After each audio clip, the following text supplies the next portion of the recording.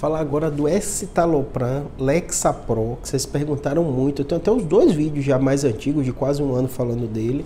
E vocês fizeram algumas perguntas específicas que eu vou tentar responder aqui, né? Toda vez que a gente fala de medicação, vocês gostam às vezes de saber da história, né? É um remédio novo, né? Então, em 2002 que ele foi aprovado pela FDA. Então, são remédios que a gente fala novo, assim, menos vou botar assim, 20 anos de que foi autorizado e uso, né? A maioria dos antidepressivos, de remédio de transtorno que a gente usa, década de 80, né? Muitos dele, a primeira leva, né? E agora a gente vê esses mais modernos, né? É um remédio que, apesar de ser mais novo, ele é muito utilizado. Para vocês terem ideia, nos Estados Unidos, ele está no top 20 remédios mais prescritos. Nos Estados Unidos, eles usam muito a medicação, né?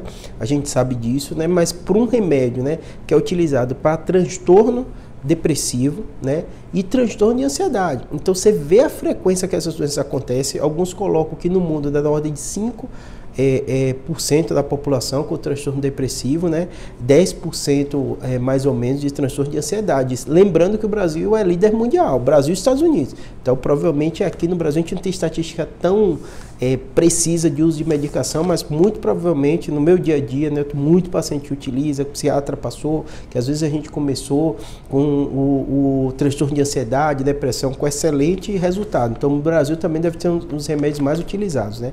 Ele mexe com a serotonina, então ele é um inibidor seletivo da recaptação de serotonina, né? A gente já falou que essas classes elas são muito utilizadas aqui, sertralina e outros remédios. Tem uma playlist só sobre os antidepressivos, se alguém quiser saber o funcionamento. Então não há nada tão diferente nesse aspecto, né? Mas de um modo geral ele tem baixo efeito colateral. Tem um outro paciente que se sente um pouco mais cansado. Normalmente os efeitos colaterais, e a maioria dos remédios que a gente fala desses que mexe com nossa parte das emoções, né? A serotonina é uma das drogas mais utilizadas, né? Um neurotransmissor mais utilizado quando a gente fala de medicação, porque ele tem grande concentração, né? Núcleo de RAF e outros locais são responsáveis pelas nossas emoções. Então, modular isso, né? Aumentar e tal, melhora muito os pacientes, né? Mas os efeitos colaterais às vezes acontecem. Tem um outro paciente que muda a questão do apetite sexual, então isso é uma queixa que às vezes o paciente vem, mas normalmente não é nada gritante, nada com grande prejuízo, mas eles notam isso.